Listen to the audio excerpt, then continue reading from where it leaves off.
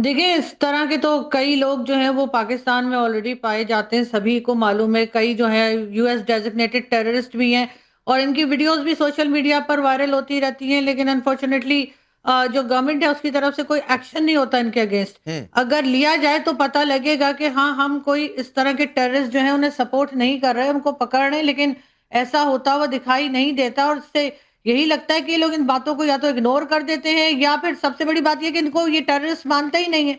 हाफ़िज़ सईद साहब बोला जाता है, तो हाफ़िज़ सईद को जब साहब बोला जा रहा है, इतनी रिस्पेक्ट दी जा रही है, मौलाना मसूद अज़हर साहब बोला जा रहा है, ये तो आप खुद ही रिस्पेक्ट समझ नहीं है, जाएँ कि ये इन लोगों को खौफ क्या है। समझते हैं और ये किस तरह से रिस्पेक्ट इनके नहीं है। साथ डील किया जा रहा है।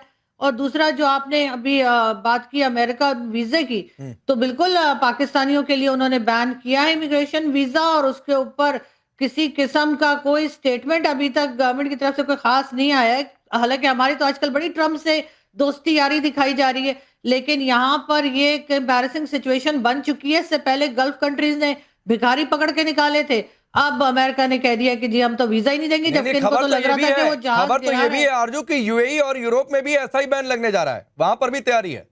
नहीं, नहीं, नहीं, बिल्कुल हो भिखारी सकता है, भिखारी क्यों नहीं वर्ड हो सकता? आरज़ू आरज़ू भिखारी वर्ड जो है ना, उसके साथ आप अगला वाला वर्ड भूल गई। भिखारी पाकिस्तानी। देखिए, सच्चाई से सामना कर रहे हैं तो ठीक से करेंगे।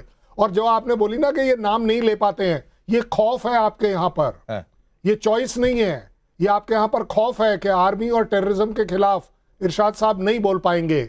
उन्हें अपनी कुर्सी नहीं बचानी है, अपनी जान बचानी है। और मैं इसमें इरशाद साहब आपको सपोर्ट करता हूँ, कभी भी। तो इरशाद साहब कभी के भी पास कोई तो सर अभी कोई कुर्सी है ही नहीं। वो तो अभी नहीं, खड़े हुए हैं कुर्सी लेने के लिए। मेरे आर्मी चीफ को इरशाद अभी तो कोई इरशाद कुर्सी उनको साहब दी ही नहीं गई है। आपको अभी तो मालूम लाइन है में है कि कि मुझे यही उनको आर्मी कोई चीफ कुर्सी है मिल जिसने जाए, आपको रगड़ा देना है। लेकिन उनको अभी कुर्सी भी नहीं दी जा रही, तो वो अभी खड़े हुए हैं, इसलिए आप बेफिक्र रहें, मैं कुर्सी का कुर्सी कोई पे डर बैठा नहीं हूं, है। देखिए कितने आरजू कुर्सी जैसी मेरे पास है, शायद मेरा ख्याल हिंदुस्तान के पीएम के पास भी नहीं अच्छा, होगी चलो जिस सीट चलो पर मैं चलो, बैठता हूं। उस कुर्सी के आपको पीछे मालूम है, आपने मेरा ऑफिस देखा इरशाद है आरजू। इरशाद उस आपको कुर्सी के मालूम है पीछे कि वो मेरे गन पास दिखाना। नहीं, नहीं, नहीं, नहीं, इरशाद वो गन बुद्धि। दिखाना, वो एक टॉय एक गन। एक एक चैलेंज सर, आईक्यू लेवल कितना हो सकता है वो डॉक्टर इरशाद साबित कर दिए हैं।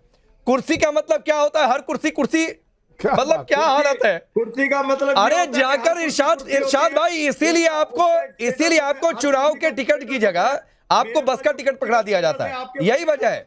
ये आपका आईक्यू लेवल है कि आपको चुनाव में लड़ने वाले टिकट की बजाय आपको बस का टिकट पकड़ा दिया जाता है। अच्छा, आप लेकर चले भी आते हैं कि टिकट मिल गया, घर आकर पता चला ये तो बस का टिकट है, चुनाव लड़ने चले थे।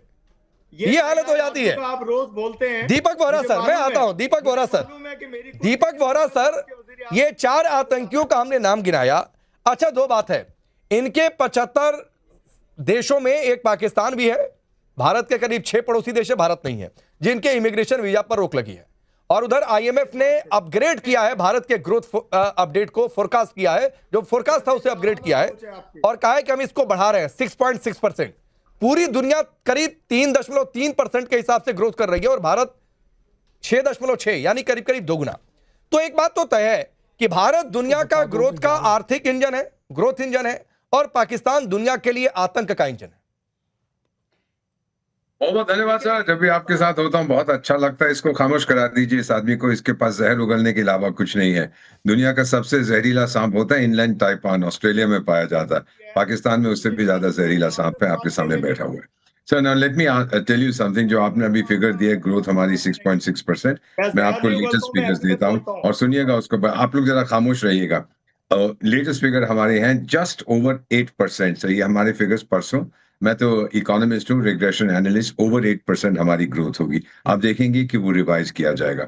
दूसरी चीज सर, मैं बहुत स्पष्ट रूप से आपसे कहना चाहता हूँ, अब मालूम नहीं है कि अगर हमारी जो आपके साथ जो बैठे हैं पल्ली तरफ से लोग, वो बताएंगे कि नहीं कि क्या ये सच है कि अभी कुछ घंटे पहले कराची में एक जहाज को आग लगी है और उस जहाज में अमेरिका से आए हुए हथियार थे जिनका प्रयोग ईरान में होने वाला था। एक बहुत बड़ा धमाका हुआ, पता करिएगा।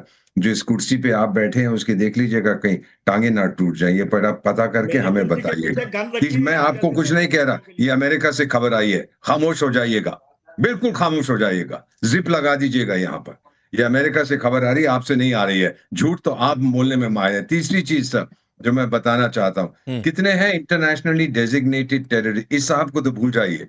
इसके अतिरिक्त पाकिस्तान में कितने हैं सर, बताऊं आपको लेटेस्ट फिगर सर, जो एस्टिमेट्स बनाए। आरजू आपको बताऊं मैं, latest estimate 840 internationally designated terrorist और टेररिस्ट ग्रुप्स के मेंबर। भारत में पता कितने हैं? शून्य का मतलब जानते हैं? जीरो। सुना है कभी जीरो? जो भारत ने पूरी दुनिया को दिया था। अब आप खुद अनुमान लगाइए कितना माहिर देश है हमारा। और जो अमेरिका के साथ आप घूमते हैं, अमेरिका की पॉलिसी 3 शब्दों में, यूज, अब्यूज, डिस्कार्ड। बार बार आपको डिस्कार्ड किया, फिर भी आप सीखेंगे नहीं। इतिहास का एक ही सबक है कर्नल साहब, इतिहास का सबक यह है कि इतिहास का कोई सबक नहीं है। बार बार वही गलती आप लोग करते जाओ। नहीं, लेकिन ये वाली तो आपने अलग बात बता दी वोरा सर कि ये कोई जहाज में आग लग गई है, धमाका हो गया है, लग रहा है इसीलिए मेजर नदीम जो है बार बार मोबाइल देख रहे हैं। कुछ हो सकता है इनके पास जानकारी आ रही होगी। नहीं, अभी तक तो कोई ऐसी खबर नहीं है हमारे पास। अच्छा सर प्रवीण को अब पता नहीं कहां से मिल गई है, तो शायद हो सकता है। मेरे पास ऐसी कोई न्यूज नहीं है, और जाहिर है जब तक कोई न्यूज क्रेडिबल ना हो, ऑथेंटिकेशन ना हो, खाली एक पल्स से मैं आपको कंफर्म नहीं कर सकता। अच्छा, मैंने पहले भी कई दफा बताया कि पाकिस्तान इस चीजों में कभी भी किसी भी कंट्री की सोवरेन इंटेग्रिटी, उसकी बॉर्डर वायलेशन में हम कभी भी इन्वॉल्व नहीं होते। अच्छा, ये आप लोग हैं पाकिस्तान जो से इस तरह की पूछिए। हरकतें करते हैं, जिसकी वजह से पूरे रीजन में तमाम कंट्रीज आपसे परेशान है। हैं, और वो इसीलिए परेशान है कि आपकी जो ये पॉलिसी है to deter and to dominate, to having a offensive posture, तो ये इसकी वजह से सारे आपसे नाले हैं तमाम पड़ोसी। अगर हम इसी सारक को एक अच्छे ग्रुप में तब्दील कर दें, और हम भी मैं तो आपको मशवरा दूंगा, सर प्रवीण बैठे हुए, मैं इनकी बड़ी इज्जत करता हूँ, कर्नल साहब बैठे हुए, कि आप लोग भी म्यूचुअल डिफेंस एग्रीमेंट में आ जाए जो हम पूरी दुनिया में करने जा रहे हैं। तो फिर तो मसले खत्म हो गया, हमारा आपका तमाम मसले हल हो जाएंगे। मतलब अब यही दिन बचा है कि डिफेंस एग्रीमेंट पाकिस्तान से, ये लग रहा है कि मेजर नदीम का डर बोल रहा है, क्योंकि कल ये खबर आई, एक दिन पहले ये खबर आई कि जिस राफेल ने इनकी नींद उड़ाई वैसे 114 राफेल और फ्रांस से लिए जाएंगे, और वो गवर्नमेंट टू गवर्नमेंट एग्रीमेंट होगा। ये सीसीएस में जा रहा है। मैं आपको बड़ी जिम्मेदारी से बता रहा हूं कि आप बिल्कुल ठीक बोल रहे हैं। इस्लाम कहीं नहीं सिखाता कि किसी को मारा जाए, बट जो इस्लाम पाकिस्तान में चलता है वो सिर्फ ये सिखाता है कि आतंकवाद दुनिया में फैलाया जाए। आपके सामने एक लाइव एग्जांपल है। 840 यूएन डेजिग्नेटेड टेररिस्ट हैं, उसके जो टॉप 20 हैं उसमें से 18 आपके यहां पर हैं। आप मुझे एक बात बता दीजिए, मैं आपके तरफ शक की निगाह से क्यों ना देखूं? क्यों नहीं मैं कन्विंस्ड हूं कि ये सारी टेररिज्म आपके यहां से है? और एक लाइन बता दीजिए, आपने ईरान में इतना कुछ हो रहा है, एक लाइन अगर आपके प्राइम मिनिस्टर या किसी ने बोला हो कि गलत हो रहा है हिम्मत आप में गलत बोलने की?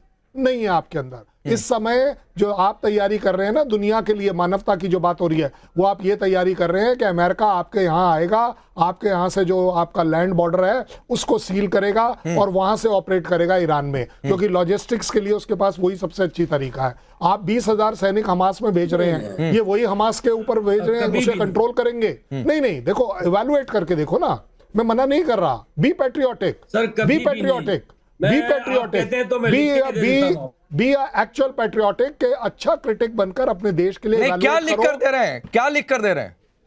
यही तो बात है भाई। 20,000 सैनिक अगर आप हमास भेजेंगे, की सरजमीन हाँ, ईरान के खिलाफ इस्तेमाल नहीं होगी।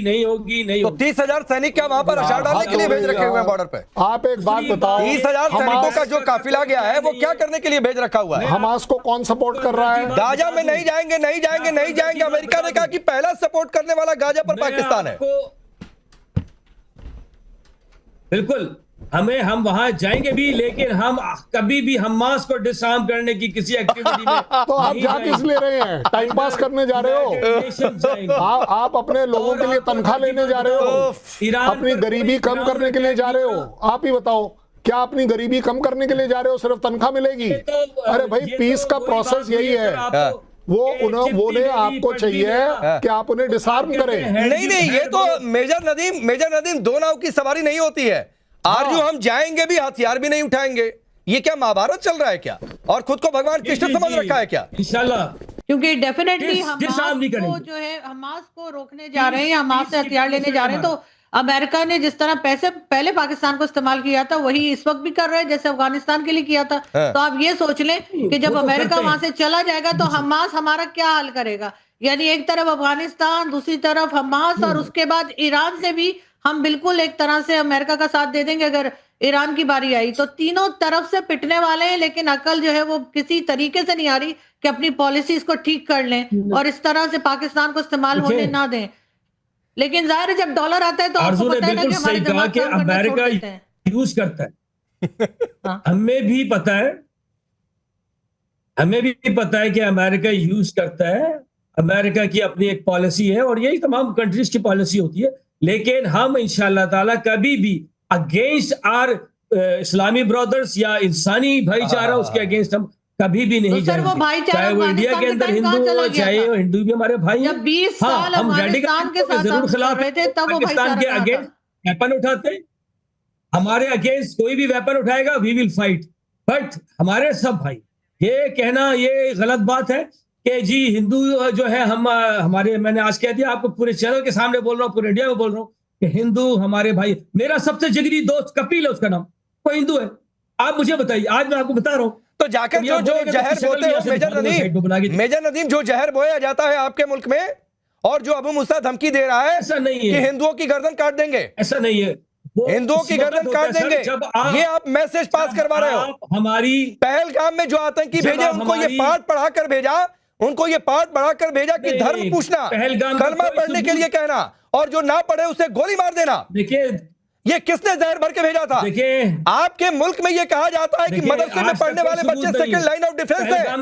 कौन भरता है उनके दिमाग में जहर? अरे बच्चों को आप नहीं छोड़ देते। लेकिन जहांगीर जिस अमेरिका के इशारे पर हुआ, उस अमेरिका ने क्या थमाया? ठेंगा दिखाया, और ठेंगा इसलिए दिखाया कि नो एंट्री का बड़ा सा बोर्ड लगाया। गुलामी की कोई कीमत नहीं होती है। यूज, अब्यूज एंड डिस्कार्ड, जो वोरा सर कह रहे थे, और वही अब्यूज और डिस्कार्ड हो रहा है। सर मेरी तरफ से तमाम टाइम्स नाउ के देखने वालों को सलाम, और सारे जो है आपकी टीम को भी थैंक यू सो मच। अच्छा, इसमें मेरा रेस्पॉन्स लीजिएगा 1 मिनट, उसके बाद जो है आपके पास बड़े लर्नेड लोग बैठे हुए, भले बाद में दे दें। देखें, आफ्टर ऑपरेशन बुनियान मसूद, उसके बाद ये हुआ कि आपका ताजिकिस्तान एयरबेस खाली कराया गया, ओमान में आपके पास जो नेवल बेस था वो खाली कराया गया, और कतर में रिसेंटली कतर ने आज इंडियन स्पाई को फांसी दे दी है। और अब क्या चाहते हैं? उसके बाद भी अगर पाकिस्तान इंटरनेशनल ट्रीटीज कर रहा है तुर्की के साथ, सऊदीया के साथ या दूसरे कंट्रीज के साथ, फिर भी आप कह रहे हैं हम पैसों के लिए जा रहे हैं। ठीक है, हर किसी के इंटरेस्ट होते हैं, तो आपके ताजिकिस्तान में इंटरेस्ट क्या थे, आपके ओमान में इंटरेस्ट क्या थे? अच्छा, जब मैडम आरजू को अभी 1 मिनट रिप्लाई ले लीजिएगा, उसके बाद मैडम आरजू भी ठीक हो जाएंगी। मैडम आरजू पता है क्या कर रही है? जैसे तारिक फतेह साहब था ना, अल्लाह उसको दर्जात बुलंद फरमाए, उसको जन्नत नसीब फरमाए, उसके ब्याह पे आज मैडम आरजू चल रही है। बस ये है कि उसको पाकिस्तान के खिलाफ बात करनी है, आर्मी चीफ के खिलाफ बात करनी है, और अपनी टीआरपी बढ़ानी है। बस यही करना है और कुछ नहीं जी। अब एक बात बताइए, मैं आपको एक और फैक्ट चेक करा देता हूं। वोरा सर हैं, वोरा सर, एक 3.3 और 6.6 का हमने डेटा दिया था, एक डेटा और है 6.6 का डेटा तो आईएमएफ का है। आईएमएफ की ओर से पाकिस्तान को 23वां बेल आउट पैकेज मिला है, 23वां, और 23वें बेल आउट पैकेज के जरिए इनकी अर्थव्यवस्था रेंग रही है। भारत के पास कोई बेल आउट पैकेज नहीं, ऊपर से आईएमएफ कह रहा है कि ग्रोथ इंजन है। भारत आगे बढ़ रहा है तो दुनिया आगे बढ़ रही है। ये आईएमएफ का स्टेटमेंट है, ये भारत का, ये हमारा स्टेटमेंट नहीं है। लेकिन उसके बावजूद भी जहांगीर भाई को समझ में नहीं आएगा, उसके बावजूद भी ये नहीं समझ में आएगा कि ये जो भाड़े के टट्टू पाल रखे हुए हैं, जो आतंकी बना रखे हुए, जिनको स्टेट पॉलिसी के तौर पर इस्तेमाल किया जाता है, वही इनका बेड़ा गर्क कर रहे हैं और उसी गड्ढे में गिरकर ये खुद बर्बाद हो जाएंगे। अच्छा सर, इसमें मेरा अगर ले लें, मैं आ रहा हूं जहांगीर भाई, वोरा जी से सवाल था, फिर आ रहा हूं, फिर इरशाद भाई आपके पास भी आ रहा हूं। अच्छा। मैं ये समझने की कोशिश कर रहा हूं कि जो हम बातचीत कर रहे हैं, हम एक दूसरे के ऊपर एक्यूजेशंस लगा रहे हैं या वे फॉरवर्ड हम ढूंढना चाहते हैं। अभी इन साहब ने कहा कि किसी इंडियन को हैंग कर दिया कतार में। सर, ये कौन सा कतार आप बात कर रहे हैं, जो चंद्रमा पर है, या वो कतार जिसको हम जानते हैं? खैर, कोई दूसरा कतार होगा, मैं कुछ नहीं जानता। सर, ये आपसे अनुरोध है, ये चीजें ना कहा करें टेलीविजन पर जब आपके पास सबूत ना हो।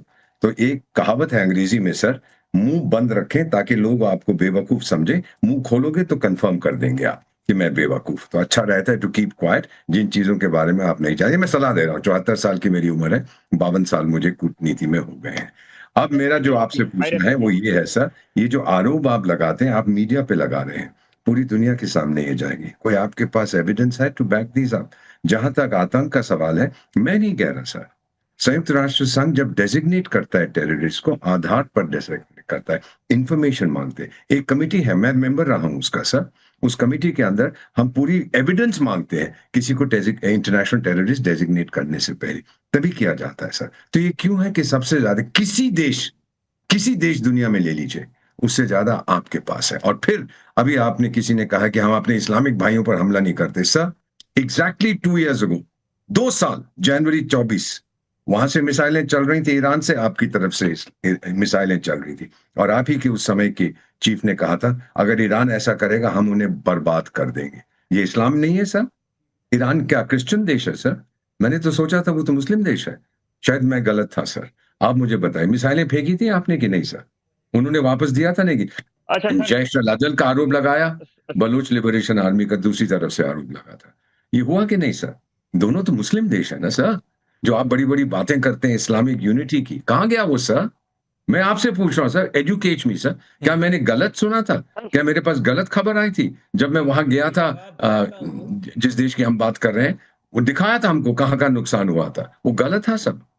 तो अगर सर कुछ कहना है, याद रखिए सर, बस I conclude sir, I conclude. ये गूगल का जमाना है सर, प्रोफेसर गूगल कुछ भूलने नहीं देता किसी को, तुरंत सच्चाई आपके सामने आती। तो मेरा विनम्रता से आप सबसे अनुरोध है, सच बोलिए सर। बोलिए जाके। ये तरह की बड़ी बड़ी बातें करने से कुछ sir, thank you so much. मुझे जो है बड़ी मुद्दत बाद जो है काफी जो है ऐसे कोई मुझे मिला है बंदा जो इतने जो है रेस्पेक्टेड बंदा हो। आई रेस्पेक्ट यूर सर, और सारे जो बैठे हुए हैं, मैं पैनलिस्ट सबकी रेस्पेक्ट करता हूँ। अच्छा, बारी में बारी में आपको रिप्लाई दूं। अच्छा, ये मैं नहीं कह रहा कि 8 जो है कतरी गवर्नमेंट ने 8 बंदों को जो है सजा सुनाई दी है जो स्पाई थे। ये आपके इंटरनेशनल न्यूज़पेपर अगर जरीदे देखें सर, तो आप शायद you will be well aware. अच्छा, दूसरा सवाल आपका ये कि हम जो है दहशतगर्दी ज्यादा करते हैं। देखिए सर, कल ही मैं हिंदू टाइम्स और 2-3 और जो है न्यूज़पेपर को देख रहा था, उसमें न्यूयॉर्क टाइम्स भी था, तो उनमें जो है कम से कम 75 Muslim were killed by the BJP और आरएसएस इन इंडिया। 2025 की ये मैं आंकड़ा बता रहा हूँ, कोई दूर का नहीं बता रहा। अच्छा, ये आपकी आरएसएस से अदावत, आपकी आरएसएस से चिढ़, आपकी आरएसएस से अदावत, सोशल मीडिया को कोट कर देना, फोटोशॉप वाली इमेज के सहारे अपनी बातें कहना जागीर नहीं अच्छा लगता है।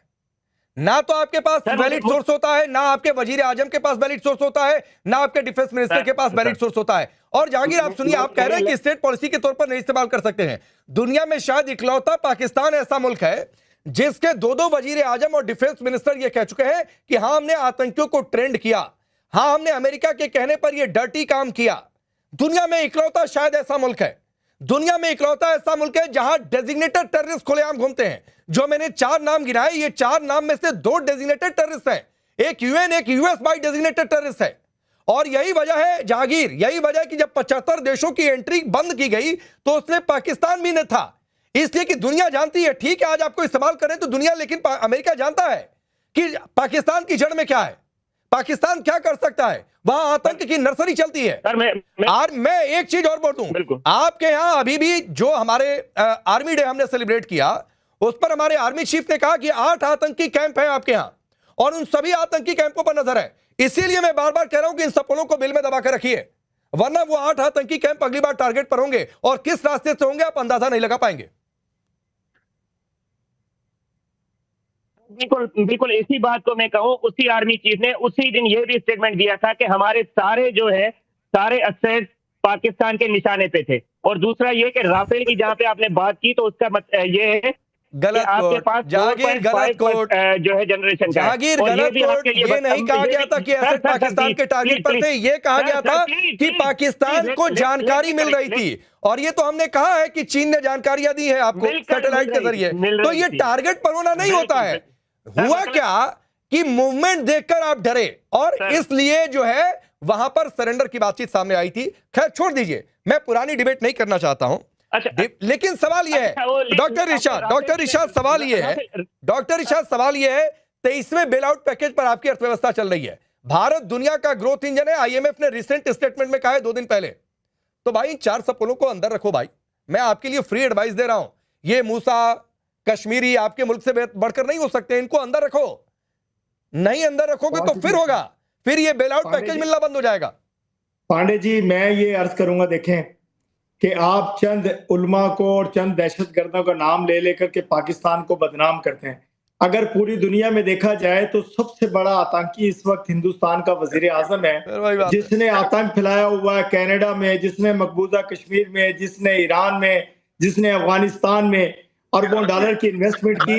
इन ईरान में और अफगानिस्तान में इन्वेस्टमेंट करने की वजह सिर्फ ये थी, यहाँ से दहशतगर्दी करवाते थे आप पाकिस्तान की सरहद के साथ साथ।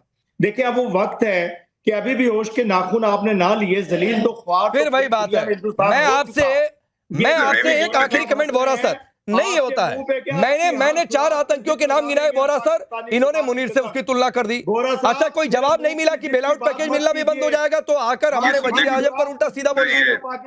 ये एक चीज फाइनली मैं कह देता हूं इनको सर, ये सुनने को तैयार नहीं है, और जिस भी भगवान में ये विश्वास करते हैं उसने इनको 2 कान दिए हैं, 1 मुंह दिया है। आधा बोलिए, दुगना सुनिए।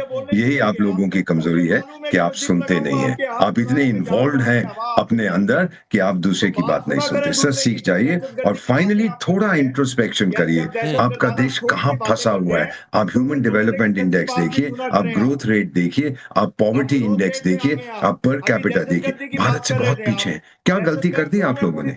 ये अगर आप समझ पाएंगे, अपने इंट्रोस्पेक्शन से अगर आप जान पाएंगे हाँ ये हमसे गलती होगी, फिर शायद आप आगे बढ़ पाएंगे। लेकिन अगर आप मानेंगे नहीं कि आपने गलती की है, सर गलती हुई है, और कहां फंसे हुए हैं वो? फंसे हुए हैं सैफुल्ला कसूरी, अबू मूसा, हाफिज अब्दुल रऊफ, राणा मोहम्मद अशफाक, हाफिज सईद और मसूद अजहर जैसे लोगों को उलेमा बताने में फंसे हुए हैं, जो अभी डॉक्टर इरशाद ने थोड़ी देर पहले कही। लेकिन ये नहीं समझ में आएगा, इसलिए नहीं समझ में आएगा कि इनका दाना पानी भी उन्हीं के भरोसे चल रहा है।